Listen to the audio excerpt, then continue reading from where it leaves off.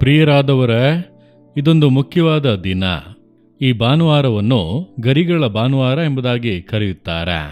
ಹೋಸನ್ನ ಅಂದರೆ ಕರ್ತನನ್ನು ಹೊಗಳುವುದು, ಆತನಿಗೆ ಸ್ತೋತ್ರ ಬಲಿಗಳನ್ನು ಸಮರ್ಪಿಸುವುದು.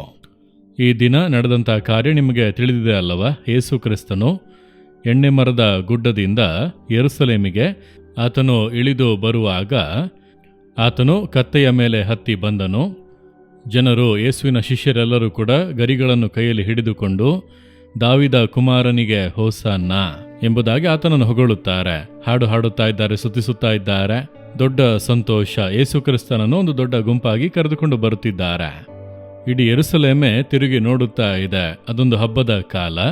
ಲೋಕದೆಲ್ಲೆಡೆಯಿಂದ ಬಂದಿರುವಂಥ ಜನರು ನೋಡುತ್ತಿದ್ದಾರೆ, ಯಾರಿದು? ಇವರೇ ಯೇಸು ಕ್ರಿಸ್ತನು. ಇವರಲ್ಲಿ ಏನು ವಿಶೇಷ ಅಂದರೆ ಇವರಲ್ಲಿ ಬಹಳ ಶಕ್ತಿ ಇದೆ. ಕೆಲವರು ಪ್ರವಾದಿ ಎಂದು ಹೇಳುತ್ತಾರೆ, ದೇವರೇ ಮನುಷ್ಯನಾಗಿ ಬಂದಿದ್ದಾನೆ. ಹೇಗೆ ಹೇಳುತ್ತಾರೆ ಎಂಬುದಾಗಿ ಕೇಳಿದರೆ, ಕುರುಡರಿಗೆ ದೃಷ್ಟಿ ಕೊಡುತ್ತಾ ಇದ್ದಾರೆ, ಕುಂಟರನ್ನು ನಡೆಯುವಂತೆ ಮಾಡುತ್ತಿದ್ದಾರೆ. ಹೌದಾ? ಎಲ್ಲರೂ ನೋಡುತ್ತಾ ಇದ್ದಾರೆ, ಇವರೇ ಮೆಸ್ಸಿಯನ, ನಮಗೆ ಬಿಡುಗಡೆ ಕೊಟ್ಟು ಆಳ್ವಿಕೆ ಮಾಡುವಂಥ ಮೆಸ್ಸಿಯನ ಎಂಬುದಾಗಿ ಎಲ್ಲರೂ ನೋಡುತ್ತಿದ್ದಾರೆ. ಆಶ್ಚರ್ಯವಾಗಿ ಎಲ್ಲರೂ ನೋಡುತ್ತಾ ಇದ್ದಾರೆ. ಆತನನ್ನು ಎಲ್ಲರೂ ಕೂಡ ಹೊಗಳಿ ಹಾಡುತ್ತಾ ಇದ್ದಾರೆ. ಇದನ್ನು ಮತ್ತಾಯ 21ನೇ ಅಧ್ಯಾಯ 9ನೇ ವಾಕ್ಯದಲ್ಲಿ ನೋಡುತ್ತೇವೆ.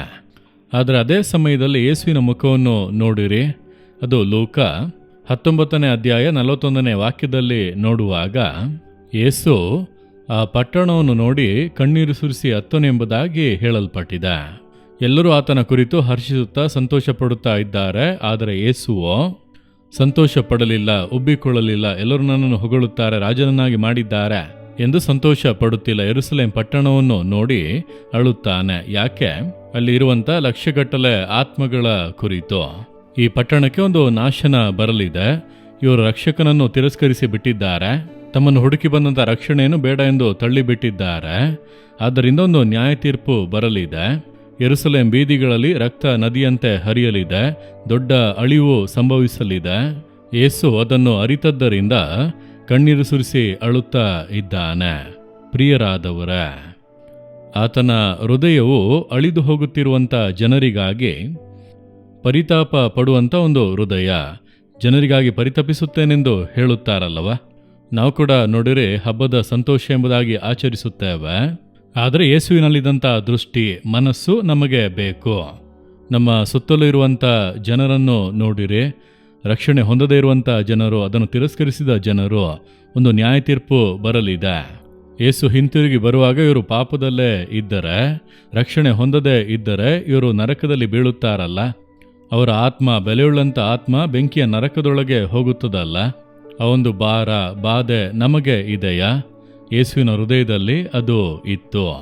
ಅಯ್ಯೋ, ಈ ಜನರು ದೊಡ್ಡ ಒಂದು ಬಾಧೆಯನ್ನು ಸಂಧಿಸಲಿದ್ದಾರಲ್ಲ, ಅದು ಇವರಿಗೆ ತಿಳಿಯೋದು ಎಂಬುದಾಗಿ ಕಣ್ಣೀರು ಸುರಿಸಿ ಅತ್ತನು. ಯೇಸುವಿನ ಹೃದಯ ನನಗೂ ಕೂಡ ಬೇಕು.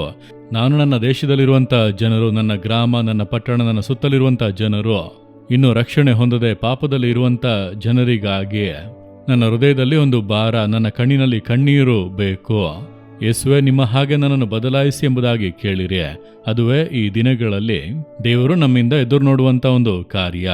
ನೀವು ಇತರರಿಗಾಗಿ ಕಣ್ಣೀರಿನಿಂದ ದೇವರನ್ನು ದೃಷ್ಟಿಸಿ ನನ್ನ ಜನರನ್ನು ರಕ್ಷಿಸಿ, ಪಾಪ ಶಾಪಗಳಿಂದ ಬಿಡಿಸಿರಿ, ನರಕದ ಬೆಂಕಿಯಿಂದ ತಪ್ಪಿಸಲ್ಪಡಬೇಕು ಎಂದು ನೀವೆಂದಾದರೂ ಅತ್ತಿದ್ದೀರಾ? ಯೇಸು ಅತ್ತಿದ್ದಾನೆ. ನಿಮಗಾಗಿ, ನನಗಾಗಿ ಅತ್ತಿದ್ದಾನೆ. ನಮ್ಮ ಮತ್ತೊಬ್ಬರಿಗಾಗಿ ಅಳಬೇಕು, ಕಣ್ಣೀರು ಸುರಿಸಬೇಕು. ಇಲ್ಲವಾದರೆ ನ್ಯಾಯ ತೀರ್ಪಿನ ದಿನದಲ್ಲಿ ಬೆಂಕಿಯ ಕೆರೆಗೆ ಹಾಕಲ್ಪಡುತ್ತಾರೆ. ಬೆಂಕಿಯ ಕೆರೆ, ನರಕೆಂಬುದು ಬೆಂಕಿಯ ಕೆರೆ. ಅದರೊಳಗೆ ಹೋದರೆ ಹಿಂತಿರುಗಿ ಬರುವುದಕ್ಕೆ ಆಗದು. ಆ ನಾಶನ ಭಯಂಕರವಾದದ್ದು. ಅದರಿಂದ ಜನರು ತಪ್ಪಿಸಲ್ಪಡಬೇಕು. ಅದಕ್ಕಾಗಿಯೇ ಸುವಾರ್ತೆ, ಅದಕ್ಕಾಗಿಯೇ ಪ್ರಾರ್ಥನೆ.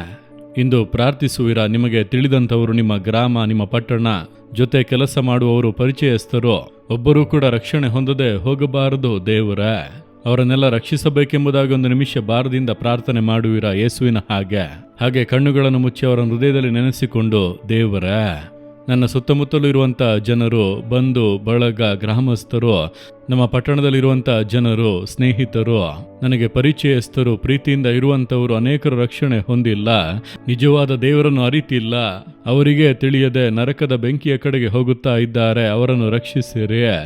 ಅವರು ಮನ ತಿರುಗಬೇಕು, ಅವರಿಗೋಸ್ಕರ ಶಿಲುಬೆಯಲ್ಲಿ ರಕ್ತ ಸುರಿಸಿದಿರಲ್ಲ, ಅವರ ಕುರಿತಂತ ಭಾರವನ್ನು ನನಗೆ ಕೊಡಿರಿ, ಅವರಿಗಾಗಿ ಕಣ್ಣೀರಿನಿಂದ ಪ್ರಾರ್ಥಿಸುವಂತ ಅನುಭವ ನನಗೆ ಕೊಡಿರಿ. ನಿಮ್ಮ ಹಾಗೆ ನನ್ನನ್ನು ಬದಲಾಯಿಸಿ ದೇವರೇ, ನೀವು ನನ್ನ ಪ್ರಾರ್ಥನೆಯನ್ನು ಗಮನವಾಗಿ ಕೇಳುತ್ತಾ ಇದ್ದೀರಿ. ನನ್ನ ಮೂಲಕ ಹೇರಳವಾದ ಜನರು ರಕ್ಷಣೆ ಹೊಂದುತ್ತಾರೆಂದು ನಾನು ನಂಬುತ್ತೇನೆ. ನಾನು ಪ್ರಾರ್ಥಿಸುತ್ತಿರುವಂಥ ಪ್ರತಿಯೊಬ್ಬೊಬ್ಬರಿಗೂ ನಿಮ್ಮನ್ನು ಪ್ರಕಟಿಸಿ ರಕ್ಷಿಸಿ ಪರಲೋಕ ಭಾಗ್ಯವನ್ನು ಹೊಂದುವಂತೆ ಮಾಡಿ ಯೇಸುವಿನ ನಾಮದಲ್ಲಿ ಪ್ರಾರ್ಥಿಸುತ್ತೇನೆ ತಂದೆಯೇ. ಆಮೇನ್, ಆಮೇನ್. ಜೀಸಸ್ ರಿದೀಮ್ ಕನ್ನಡ ಯೂಟ್ಯೂಬ್ ಚಾನಲ್ ಅನ್ನು ಸಬ್ಸ್ಕ್ರೈಬ್ ಮಾಡಿ. ಸಬ್ಸ್ಕ್ರೈಬ್ ಬಟನ್ ಕ್ಲಿಕ್ ಮಾಡಿ ಮತ್ತು ಬೆಲ್ ಬಟನ್ ಒತ್ತಿ. ಅನುದಿನ ಕಾರ್ಯಕ್ರಮದ ಮಾಹಿತಿ ಪಡೆಯಿರಿ.